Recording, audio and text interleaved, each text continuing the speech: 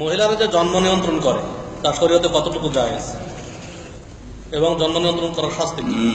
এক ভাই জিজ্ঞেস করেছেন যে মহিলারা জন্ম নিয়ন্ত্রণ করে, তো শুধু মহিলারাই করে, পুরুষরা করে না? হ্যাঁ, পুরুষরা করে। দুইজনের সম্মতিত হয় অথবা একজন, অনেক সময় এগুলো কি হতে পারে। যাই হোক, জন্ম নিয়ন্ত্রণ মানে যে ছেলে মেয়েগুলো জন্মিতে যাচ্ছে সেগুলিকে আমরা কন্ট্রোল করব। আল্লাহ বলছে যে তোর ঘরে 10টা ছেলে, তো বলছে আল্লাহ আমি 10টা নেব, 10টা নেব, 2টো নেব, ব্যাস। হ্যাঁ, বাকি আল্লাহ বলছে তোকে যে আরো দিতাম, বলছে না না না না না না, বেশি ছেলে, 2 ছেলে মেয়ে নেব না। হ্যাঁ, ঠিক না? এটা না জন্ম নিয়ন্ত্রণ। হ্যাঁ, ফ্যামিলি প্ল্যানিং।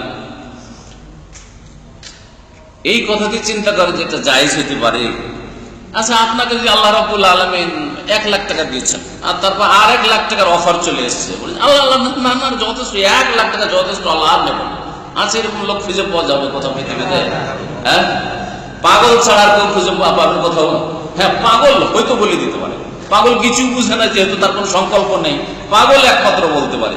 কিন্তু এই যারা ফ্যামিলি প্ল্যানিং করে, জন্ম নিয়ন্ত্রণ, তারা যে কোন পাগলের পাগল? মুসলিম।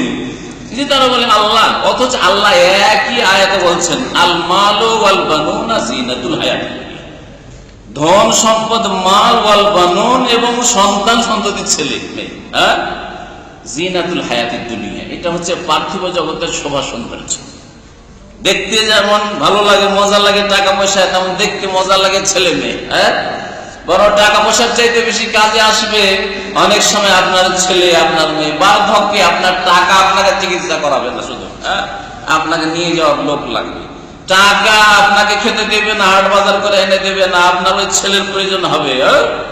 জি হ্যাঁ, হাসপাতাল নিয়ে যাওয়ার জন্য, আপনার খাবার এনে দেওয়ার জন্য, আপনার কেনাকাটা করার জন্য, আপনার খোঁজ খবর নেওয়ার জন্য, ইত্যাদি ইত্যাদি। কিন্তু নির্বুদ্ধিতার পরিচয় হচ্ছে যে আল্লাহ এই নিয়ামত দিতে চাইছেন আর নিয়ামতকে অস্বীকার করছেন, নেব না।